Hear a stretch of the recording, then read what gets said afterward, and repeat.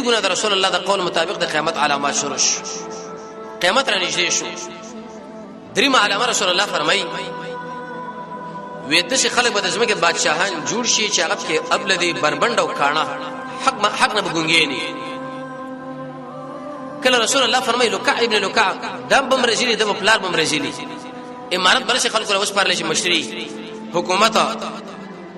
قاضیان بده چې خلک جوړ شي هغه په حق مسله باندې پوهیږي نه د حق نه بګونګېني کې چیرته حق مسله تعبیري دغه په هغه کې وخت نه تیریږي بلکې دا خبره کوي چې ته خوای دا تاسو کوم قانون ایجاد کړی دا خبره ده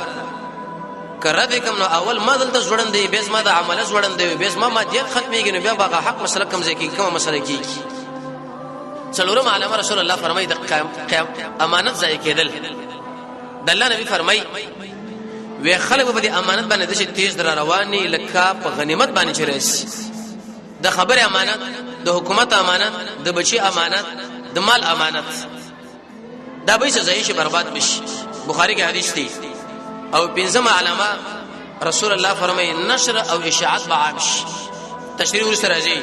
شپږم د امانت تجارتونه حدیث کې د امر رسول الله فرمایي وي تر دې پورې زنانه به خپل خاوند سره په تجارت کې شریک شي قلمونه برخاره شي ډیر کتابونه به خلک لګي ارسله به کتاب لګي تاسو د مکتبونو ورشي ارسله کتابونه لیکلي دي د ویل ولای کم دي لیکن د لیکلو ولای زید یا د بازار لور شي قسمه قسم قلمونه پاغیزه کې موجود دي رسول الله فرمایي دا زید قلمونه چې راخاره شي د قیامت علامه ده نمونه قلمونه په دې دکانونو کې د لارو په خواږه چې دا خرچي کې تاسو پوه شئ چې د قیامت علامات دي موږ رسول الله فرمایي کثرت الاقلام زیاتواله د قلمونو اتم علامه رسول الله فرمایي شراب سکل بجې شي وې په دې خلکو باندې با زلزلې راشي څو په دې ځمکه دنه نکړي شي او څه به د قشند برن اور باندې بمبار وشي شراب بخلص کی لیکن اغله به جدا نمونه ور کوي دا پلانې شربت دی او دا پلانې دی او دا پلانې نه علامه رسول الله فرمایي دمه بدکاری خځه ټنګ ټکور دا بخارش اوس پرې ودونه کې اقوا د به صورت خراب دي چې پای کې ټنګ ټکور چرته یې نه هغه سپک واده لري هغه چرته په جامعه کې پرې کته شوی واده لري د کمال والا واده داخله هغه غني جمعه مخ کې جمعه ورسره پای کې ټنګ ټکوري سیلونه بکی او بدی کې د فحشا